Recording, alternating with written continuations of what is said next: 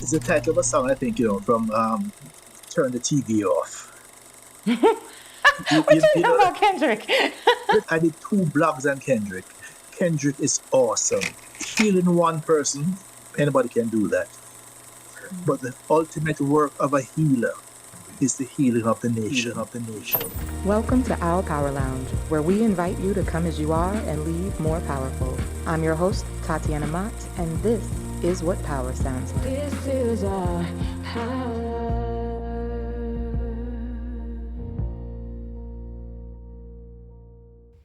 Today's guest is a globally respected psychologist, educator, and transformational thinker whose work over the last 4 decades has reshaped how we think about change, from the classroom to the boardroom. He founded Above or Beyond and the SemajMindSpa.com, where he helps people reclaim their minds and rewire their lives. He's worked with government ministries, Fortune 500 companies, and thousands of everyday folks just like us looking to live with more intention and alignment.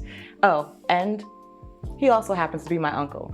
So please help me welcome to the lounge, all the way from Kingston, Jamaica, Dr. Leahcim Semaj. Happy to be here, live and lovely. And this isn't your first time joining me on a podcast or a show. We did one together that my mom and I were co-hosting. Oh, yes, I do remember. I do remember that. And I have been watching you from a distance in terms of your various endeavors. You're singing and you're acting, and our paths have been crossed, not just at a familial level, but in terms of just how you have evolved. I'd like to start with something that I do every episode, and we start with a little bit of word association. So I'm going to say a word, and then you just tell me what word or phrase comes to mind when you hear it. So the first word is faith. Can't live without it. Amen. Wellness. What you aspire to, because some people just think about not being sick, but wellness is really the absolute in terms of how you get that balance, totality, with all the pieces working. Mm-hmm. And the last word is power. Interesting word. Power first and foremost over self. That you can control yourself, you can move yourself. But the last one is power over other people. That's something that I never aspire towards.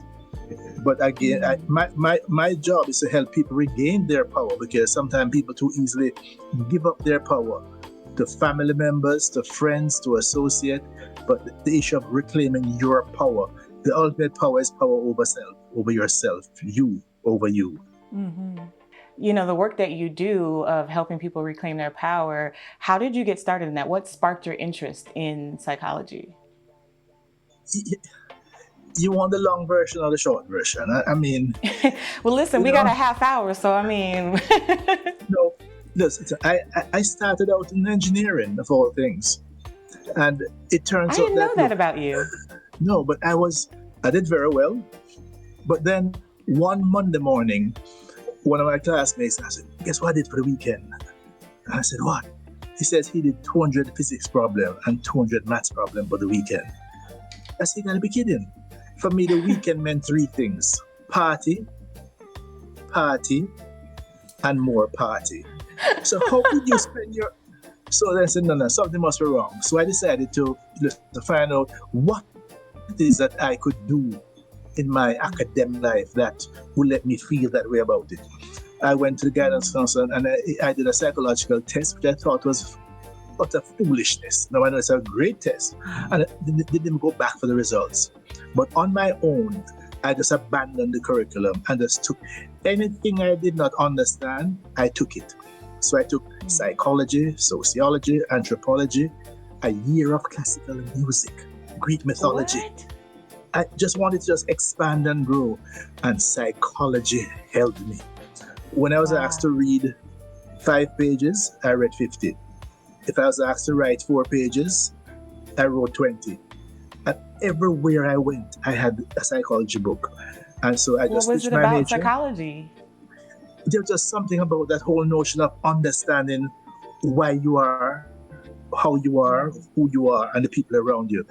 I switched my major, was in the honors program in psychology, applied for graduate school, I got accepted to 4 PhD programs, so it was just psychology all the way, and then that's it. So that was it for me. And then the focus now was really concretized. My first job was at Cornell, assistant professor in psychology at Cornell, and I met a Ghanaian writer, Ayikwe Arma.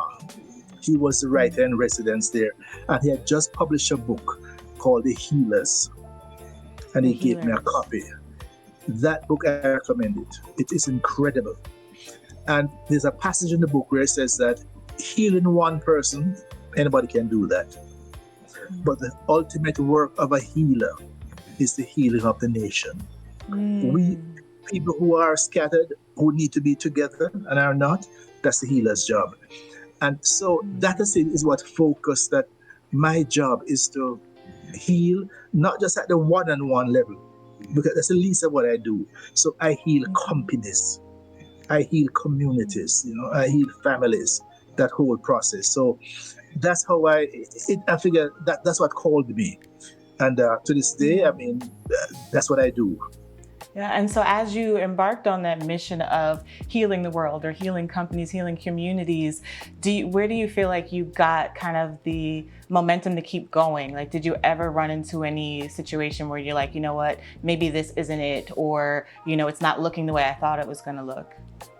No, it's the kind of thing that, look, it is never complete, because whatever you do, when I fix a company, or a group or whatever, the last thing you do, you put in some relapse prevention.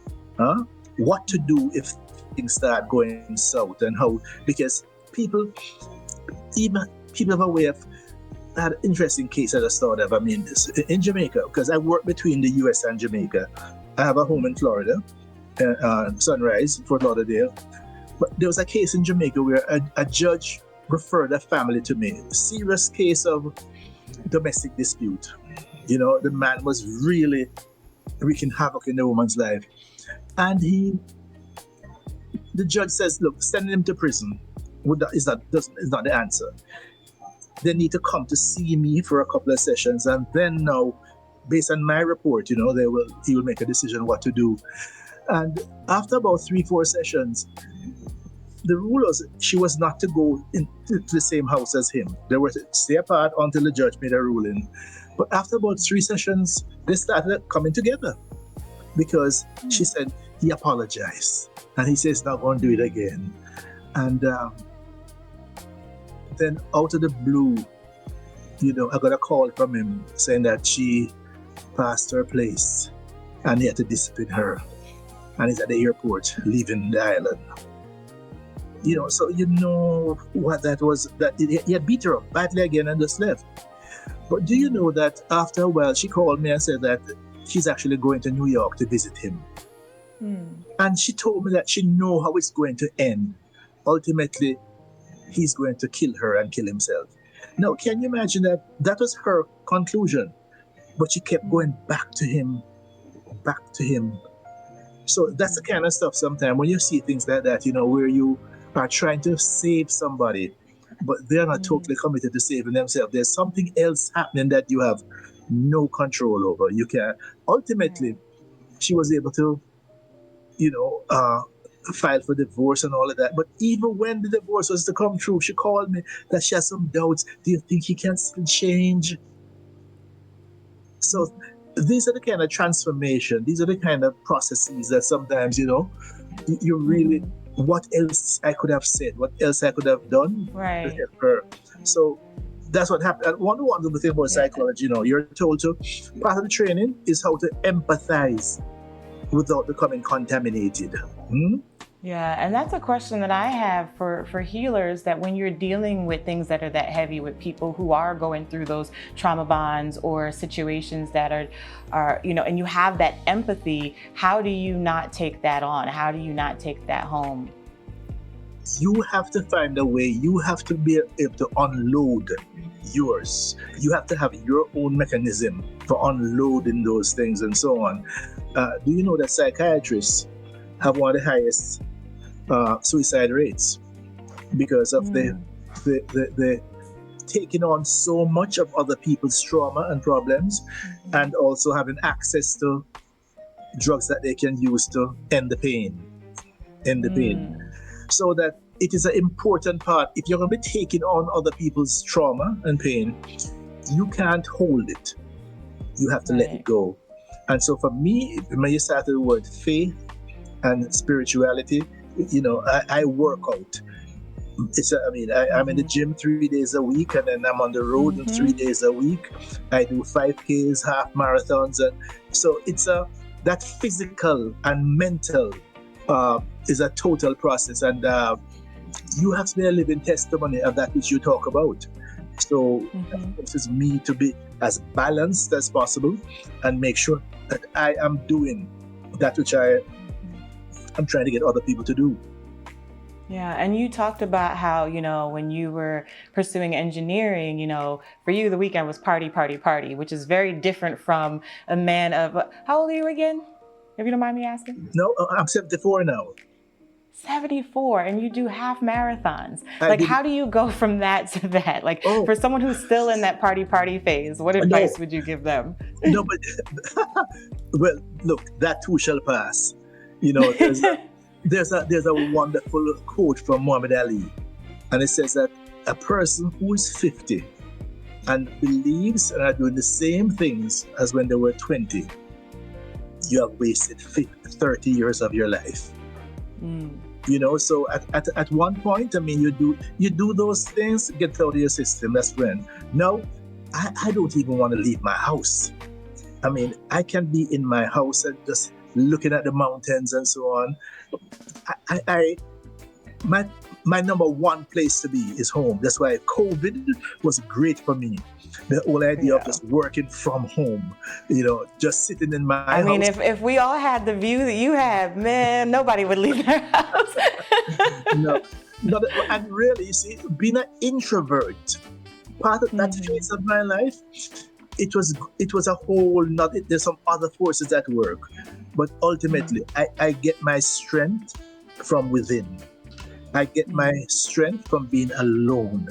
So, for example, when I do a management retreat for a company, so we're there for 3 days, intense day from 9 to 5, and everybody wants, so where are we going this evening? I say, I ain't going nowhere with you. I am going to my room, and I'm having dinner by room service. I don't want to see nobody again until the next day, because by the end of the day, I am drained, right? Today drained me. So my energy comes from within, and I know that. So that being alone is ultimate.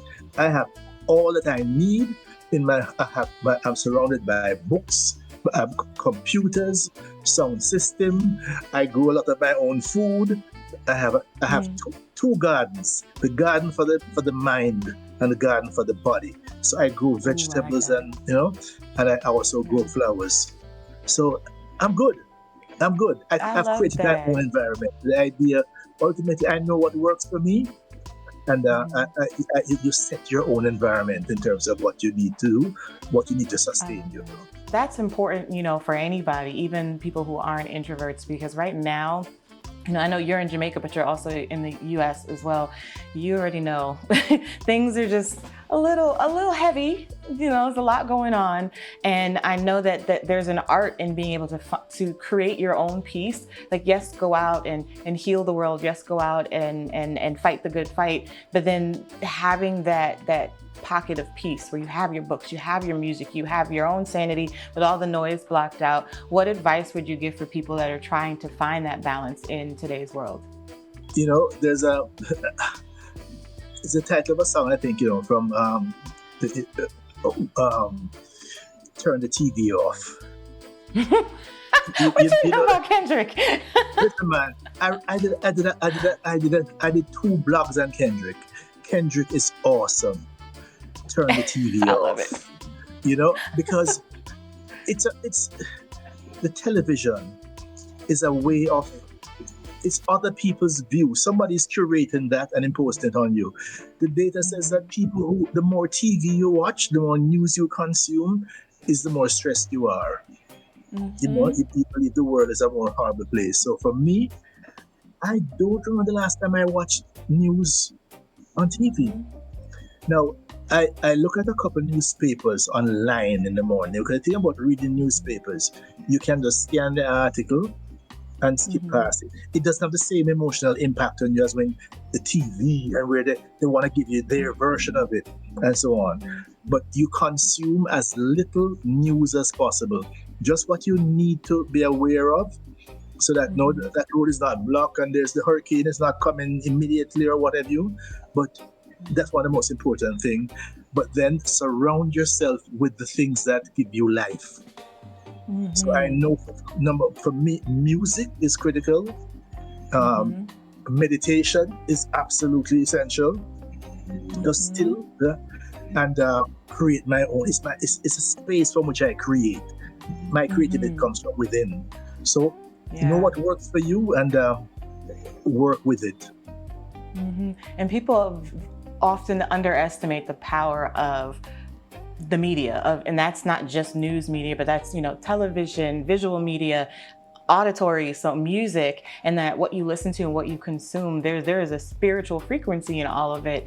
And I actually was originally started Our Power Media as a news site. So the goal was to put out empowering news, but then that meant I had to actually consume the news in order to find the empowering stories. And I realized that I was like, I don't want to do that. And so that's how it morphed into a magazine. Not at all.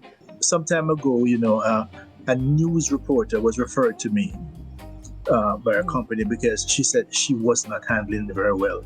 Because just at first hand, reading all those gory details, all that bad news, processing it. So you really have to guard your inputs. What your eyes see, what your ears hear, you have to guard those things. And I grudgingly allow anybody into my head. Grudgingly. And now with social media, everybody is a broadcaster. So that it is very easy for you to be on social media and remember that there's no filter. It's just all the gore and all the nonsense. For me, that's why all the stupidity. There's some occasional something of worth watching, and I try to be that. That's part of my reason for my blog and the kind of things I post. When I post pictures of my morning, what I see in my backyard, when I post pictures of the bunch of breadfruit, the bunch of bananas that I cut, and the beautiful breadfruit that I pick and roasted. The idea is to put that in as part of somebody else's life. So even vicariously, they can. Yeah. One thing Forget I do, vicariously. I'm getting in a suitcase. I'm coming tomorrow. Forget vicariously. I don't. You see the notion. I don't pass on any information that I can't verify. I don't add to anybody else's burden. And a lot of my associates, I am there. They hear something, they read something, they see a video, they see something, they forward it to me to say, is this real? Is this AI? Is this fake news? And many times, I am able to just either by checking the source or so on. No. 9 times out of 10 is fake. So that's the kind of stuff. But you have to guard So the more time you spend online, the worse if you spend time watching news, because their job is to try to scare you. Yep. They want to keep us unregulated. Absolutely. But you just have to tune into your frequency and the frequency of life that you are. You know where your energy comes from. So when my morning ritual, it starts with meditation. Then I go to the kitchen. I grind my own coffee beans. Just that whole process. Grind your own coffee beans? Absolutely. Man, you just keep building this case for me. Don't worry, I'm gonna pop up at your door, but continue. And then I brew 1 cup of coffee. And then I walk out into the backyard barefoot, because you have to start grounding, where you walk barefoot on the wet grass, damp, because it's always damp. There's always moisture on the ground, there's always some dew. And I sip my coffee and I enter into a meditative That's why I start my day. You can't start your day the first thing you do, you turn on your scrolling through your Yeah. feed, or worse yet, turning on the news and find out who killed who and so on. No, no, no, no, no. So Yeah, and that sets the tone for your whole day. absolutely. So I set the agenda for my day. And by the way, at the end of the day, you need the reverse. You know, for me, the reverse ritual is the shower, and then there's the meditation. You know, so you're You wind it back down. and then guess what? My gratitude journal. What was I grateful for today? Because you know, grace is the reward you get for gratitude. So that what were the things that you're grateful for? What happened today? And you make so many things that come for you. You start with, oh goodness, I woke up today. You know, I could breathe. When you think of all the people who did not wake up, I was able to get out of my bed without any assistance. You know, and so and the more grateful you are, is the more powerful you become, because you realize that again, grace is the reward for gratitude. So at the end of the day, you give thanks. And I also established now what are some of the goals for tomorrow, and what are the things I'm going to achieve tomorrow. And guess what? By you just thinking it, formulating it, closing it off, I don't have to worry about details, you know. You just establish it. I have two spaces I keep on my phone that I put information. One is QFTU and there is MFTU. What QFTU stands for, questions for the universe. Any concern I have, whether intellectual or social or personal, I write it down as a question for the universe. I leave it alone. And would you believe, just by asking the question, the universe for me is a shortcut for God. Everything. The universe is made up of two things: information and energy. That's all we know. Information and energy. So when you put it out there, one of three things happen. Either you get an answer, or sometimes you get an intervention. Sometimes something happens that way beyond your imagination. You know, questions for the universe. And the other one, message from the universe. Every now and then something happens that is a message from the universe. It's giving you a hint. A colleague of mine some time ago, he wrote something that when you want something, you go at it hammer and thumb and you until you get it. I said, hello, what if the universe is trying to give you a hint? Trying to whisper, listen, turn to the right. You're not going to hear it because you're making too much noise. So there are times you get hints from the universe. And guess what? I am a very paranoid person. A lot of people know the other word, paranoid. I am paranoid. I have this irrational belief that things happen for me, not to me, you. For me. So if I'm sort of go somewhere and the car don't start, okay, I guess I'm not supposed to go. I'm not supposed to go now. You know, I don't. Oh God, we can't start. No. I am paranoid. Things happen for me. So with that frame of mind, you know, I stay balanced. I stay focused. Every now and then, you know, you may have a momentary lapse of consciousness, but you get back to your center as quickly as possible. I agree, because I'm similar when I'm stuck in traffic or something. Sometimes I get a little frustrated, a little road rage will come out. I am from New York. But then I'm in Houston now, and Houston folks, they have a very different way of driving. But then I'll remember that, you know what? There's something that maybe God is trying to block me from. That's why I'm stuck in this traffic. You know, a couple of years ago, I was on my way to another city, another hotel to give. I was a keynote speaker. And I was on time, but then as I got to a certain point, the road was blocked because of some construction. I said, God, why? So I called ahead and told him that, listen, I'm going to be at least half hour late because of this, you know. So I said to the universe, though, why the block? Why? And I got a voice tell me that, listen, we'll give you a chance to reorganize your presentation. because what they told you, the presentation to do with change, how you handle change, workplace change and global change. But what they really want to know, is how to handle personal change. But they couldn't say that because the company wouldn't pay for that. They really want to know how to handle change in their lives. And I sat there for the half hour and I reprogrammed my notes and my thoughts. And when I was called to speak and I went up, I said, folks, we know that it says that we're talking about change in the workplace and change in the world. But a voice told me that that's not what you really want. You want to know how to handle change in your personal lives. And I did my keynote on that. I got a standing ovation at the end, and people came to me and said, how I knew that? Because that's really what they wanted, but they couldn't say that because the company wouldn't pay for that. Sometimes, so it's just my position that things happen for me. So if I'm stuck in traffic, I'm saying, Father, all right, you want me chill? So let me put on some music. Let me, I'm not going to get all frustrated and loud and see if you can drive on the sidewalk and you can cut down. No. C'est la vie, c'est la vie. So it works. Speaking of change, do you distinguish between transformation and coping? Like when people are saying that, oh yeah, I've gotten stronger through this. How much of that is people actually growing through a situation or just learning different coping mechanisms and not actually really transforming through it?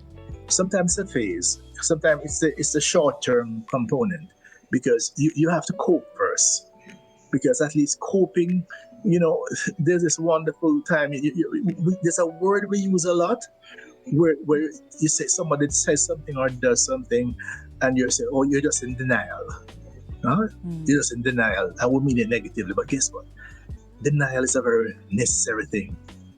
If you look, somebody told you, hey Tatianna, do you hear what happened to so-and-so? And you say, oh no, I don't believe you. No, that's a kind of denial.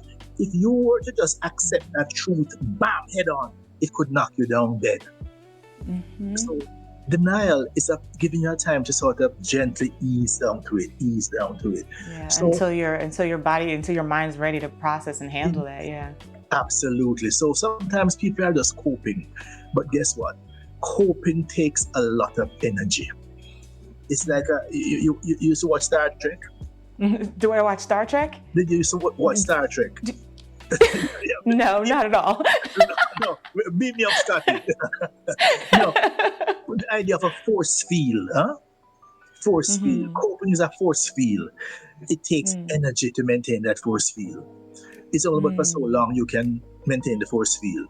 So you need to get past the coping till you get to the transformation now where, guess what?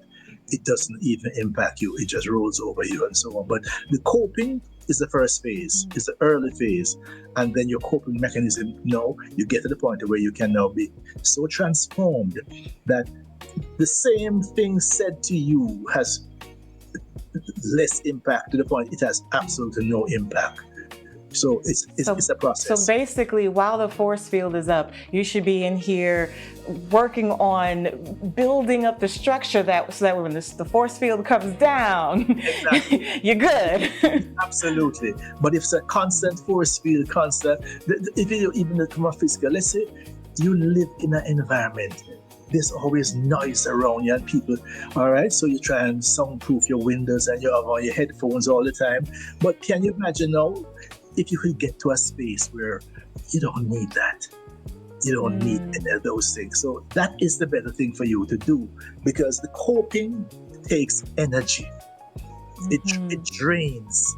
So if all you're doing is just coping, you're not necessarily growing because just like the body, if all that energy is being used just to cope, what about the energy you need to grow and to get wiser and to get stronger? You need that's just too much energy.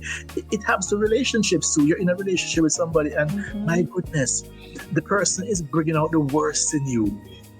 You're spending so much of your energy is worrying and just you don't need that.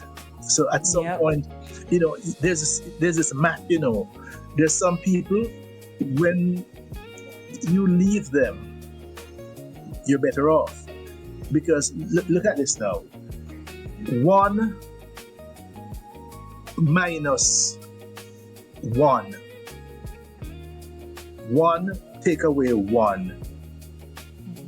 So you're just 1. But there's sometimes that you're really better off because that 1 was a problematic 1. In fact, that was a negative 1. Just think about it. That other 1, you and the negative 1. That's 1 minus 1. That means that you're always at 0. So that if that, get that, I don't know, how's your math? Huh? You good with math? Listen, I mean, I didn't have a PhD in engineering or anything, but my math is pretty good. It's pretty good. It's that I'd rather be single than deal with someone who is draining my energy. Got it. Exactly. So that, for example, so this other person in your life is minus 1. You're 1. So 1 So I'll minus be at 1 0. is 0. So that if that person is out of your life, guess what? You're in a better place. Right. Because Like 2 would be nice, but 1 is better than 0. Exactly. 1 is better than 0. 1 is a much bigger number than 0. So that you have to be very careful to understand, is that person adding value or draining me? So Or it draining. it happens with it at the personal level. It happens at work.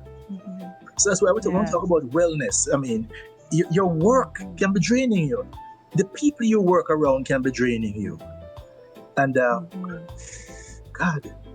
the situations where you're in a workplace, when you get to work and the place just feels so light. And I said, John is not here today. I said, okay, yeah, that's it. And about 10 o'clock, John walks in, and all of a sudden, it's like a dark cloud just over the place. So with time, you know who, where, when are the forces that drain your energy, drain your soul. So you need to look. Let's say sometimes you have no control of the people who are around you, but you can control the people who you are around. So you make choices not to be around certain people, not to go certain places, not to allow certain people into your space. And then sometimes too, you may not understand or you may not realize exactly why that person feels like they're draining you or why there's that like negative energy or that dark cloud. But what I'm learning too is that sometimes you may not have the language for it. Like the God voice, there's something already that's telling you that, hey, this is not supposed to be in your environment, in your circle. And then later on in hindsight, you'll be like, oh yeah, that's why. When people say, didn't you see the red flags? It's like, yeah, when you see a stop sign, you see a red octagon and it says alto, but if you don't speak Spanish, you don't know that alto means stop. Once you learn Spanish, you realize, oh yeah, that's why I shouldn't have allowed that person. So I find that interesting. So that these are all these forces at work, so you have to be very careful. I mean, one of the words you said was power. So that you either have your power or you allow someone to drain your power. And the more of your power that's drained is the less that you have to work on you to build you, which is the most important thing for you to do, to make you stronger and sharper. We're almost at time, but I wanted to ask you, what's on your power playlist? You mentioned before, that music is something that really grounds you, and you mentioned Kendrick. What's on your power playlist? What makes you feel empowered? Every quarter, I get a readout of what was I. So over the last couple of years, the artist at the top of my playlist is Miles Davis and jazz. That's a good one. So jazz is a big part of my life, because just the energies that I get from it. Now, Kendrick Lamar is in a category by himself. If I reach over, just by the turntable right over here, I could actually show you the jacket that my son gave me the album in vinyl. So I know you don't have Kendrick Lamar, in vinyl. I don't. I have Beyonce in vinyl, but not Kendrick. Right. And it's on my turntable still, all right? It's on my turntable. Nice. But, so that's just that when I'm in a particular phase, I listen to Kendrick. So I'm not a rap fan in general, but Kendrick is at another level completely. Now, I'm very eclectic. So, for example, now, over the last couple of months, there's one Pink Floyd song, High Hopes, that I have about 20 versions of it. High Hopes. So, Pink Floyd, words, music that just have that the kind of energy. So now I've shifted now over the last couple of months. Do you know handpan? Handpan? Handpan. Just you can look it up on YouTube. Handpan. It's like a steel band, but it's more concave. Yes. It's not where steel band is concave. It's and it's played by. I know what you're talking about. I thought you were saying the name of a band. No. There's something about that handpan music. It's just so, and most of the cuts are like an hour long. So it doesn't interfere with your thoughts. It just sits there as a background, right? So over the last couple of months, if I'm not listening to Miles Davis, I'm listening to Pink Floyd, and I'll play High Hopes again and again and again and again, and then I'll go into handpan, so that music fits in the background, and it just envelops my being, and my thoughts just ride on the music. So that's what I use that for. It doesn't disturb me. It just provides a backdrop, a soundtrack to my life. I love that. And as we get ready to wrap up, I do want to ask one thing, since my emotional support animal decided she wanted to be a part of the interview. I know that you mentioned talking about recognizing when other people around you aren't good for you, but when can you distinguish when you're not good for you? When are you able to realize that, hey, I might need a little help? Like they say, hurt people hurt people. How do you know when you're hurting and projecting that on others? Sometimes in the still of the night or the end of the day, just so you realize that I did not handle that very well. And if more often than not, you're saying that to yourself, I did not handle that very well, I should not allow that person to touch my, pull my buttons so hard and to make me do that, because you responded. So at some point when you realize that you are not coping, there are times people call me quickly. One thing I do, I help people to transform themselves from a career standpoint. But one day I got a call from this woman. She's a medical doctor. She called me and said, Dr. Semaj, I need to see you today. No, I said, well, my day is full. No, I have to see you today. And she said that I'm a doctor. I work at this particular hospital. And I was in my office and I heard a child crying. And the child was coming closer and closer to me. And I said to myself, I hope it's not me to bring that damn child to. And she realized that what she had said, that she can't do this anymore. But my job was to help her with her medical degree. What else could she do? How could she transform out of that hospital setting into another? And a number of times I've had to do that because she was one of those people who she became a doctor to please daddy. It was never something she wasn't really on her heart. But it's just something she did, but it was getting to her, and that was the final straw. That was the final straw. Because can you think of how many other people who are in careers that they hate to even go to work every day, but they can't see a way out? So that's why sometimes people come to me because they realize that they need to do something. Something needs to change. Yeah, because if not, somebody's going to get hurt. And it could be them, it could be somebody else, but they need to do something else. And that's where the transformation come in, to help people to become another version of themselves. Because it's what we always add, become the best version of yourself. So that's I what we love try to that. do. Well, you dropped so many gems today. You know, I could be here talking with you all day, every day, which, in fact, we need to do this more often. We need to just chat more often. And I recommend the mind spa is for that purpose, the mind spa. And that's why I write every day. And those are the kind of issues that I help people to look at, to cope with. And, you know, it may be too political to share what I wrote today, but, you know, the spiritual issues are so critical that I try to give people some tools that they can use to answer some of the questions, some of the things that they're struggling with. And the Mind Spa helps with that process. You mentioned before that manifestation, when you write something in your journal, your message to the universe, it happens. Things start questions to the universe. I said it backwards. I'm a big believer in that as well, but I call it speaking things into power. And so I like to end every episode speaking something into power. So what is something you would like to just speak into power right now? I've decided that I'm going to take my Mind Spa concept and turn it into two things: a television show and a podcast. Nice. Well, I might know someone who can help you with that vision. Yeah.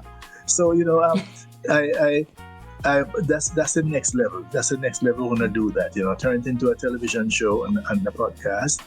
And you know, in the beginning was the word. It starts with the word, so that if you can't name it, you can't claim it. So I've started by naming it. Well, you named it, and when you need a producer, you call me. Absolutely.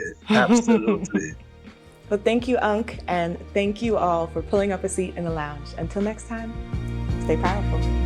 This is our house.